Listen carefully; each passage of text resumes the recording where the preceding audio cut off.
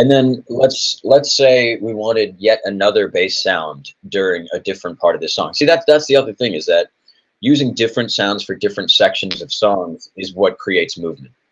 Gotcha. So whilst it may not be wholly appropriate for this song, Yeah. let's do another duplicate of this, and Okay. let's go through a different bass sound that we could use on a track. Cool. Let's not copy, or yeah, we'll not copy plugins, Okay. and we won't copy sends. All right, cool. So I'll just basically duplicate this track, but without the inserts. Yep. Very cool. Exactly. Alrighty.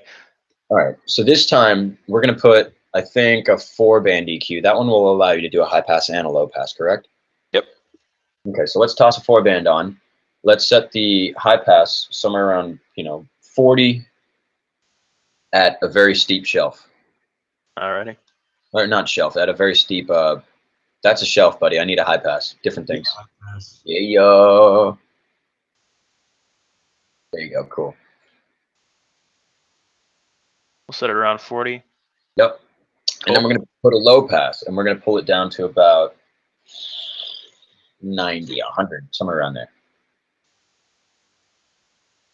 So you want to do? Wait, we're gonna put a high pass right around 90 to 100. Is that what you just said? Low pass around 90 to 100. Yeah. All right. Oh, he's doing some crazy stuff. The crossover on that's a little funky, but maybe we can go a little bit higher than that. Let's bump it up a touch. Okay. But again, it doesn't matter what this looks like. It really should just be what it sounds like. So I should stop looking. Yeah. Why not bump that up a tiny bit? All right. Here's a cool feature about the Pro Q. You can grab both nodes and move them together. It's pretty sweet. So where do you want to throw that? Let's have the high pass end at like 110. Or sorry, the low pass sit at 110-ish. Okay. And then we'll bring the high pass back down to 40. The high pass should stay at 40-ish. Oh, gotcha. Okay. So this will be back at I'll bring this to about 40. Cool. That's close. All right. Cool. So what we're looking at here, functionally, is all the sub content of this bass guitar. Okay. Because there realistically is nothing under 40, and above 110 or so is what I consider harmonics that are, I mean, not officially, because like an E is 120 or something hertz. Yeah. But the rest of it I consider, the non-sub content of bass. So if you've got a subwoofer going on in your car, this is the region of the bass guitar that you're going to hear it on. Interesting. So what we're going to do here is we're going to take this, and we are going to limit the snot out of it. So that functionally what we're trying to do is to create a sub bass on a single fader, if that makes sense. It's almost like having a Moog Fatty from a live bass on one fader. Crazy. Cool. So that's low end, and you can ride it up and down however you so desire. Very cool. So crushed a living dog piss out of it. That's it. Very cool.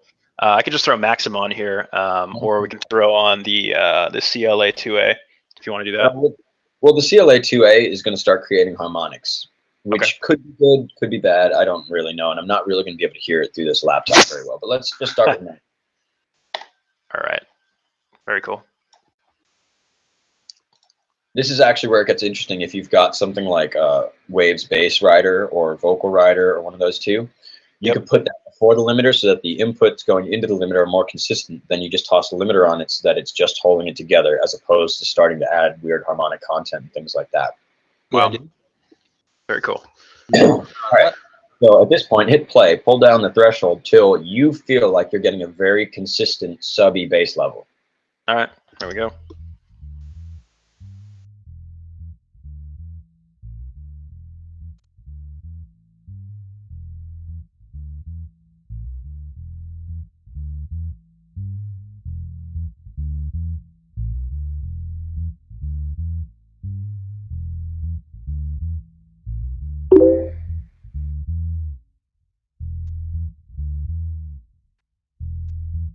Sounds about right.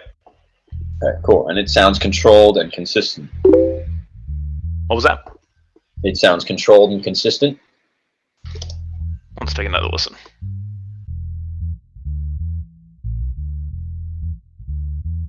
Yeah, every note is coming through pretty clearly, and it's not. There's no weird drop-offs or anything until it's actually stopped. The bassist has actually stopped playing.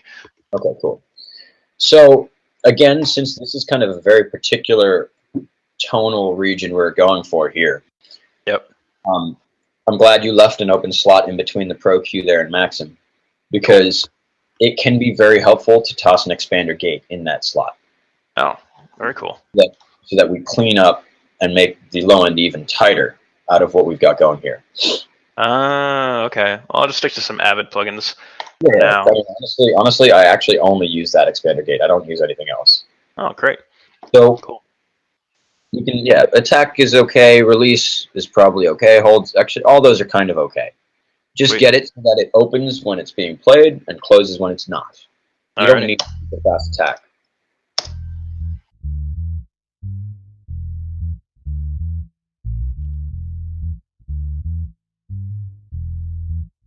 You can make this a little unnatural. Again, remember, we're kind of going for a sub-synth type sound here. Like this? Yep. So, where you're at now is you've got control of the sub-content of your bass. Gotcha. Okay. What usually becomes an interesting spot is, let's say you hit the bridge of a song and you want it to be bigger than whatever came before it.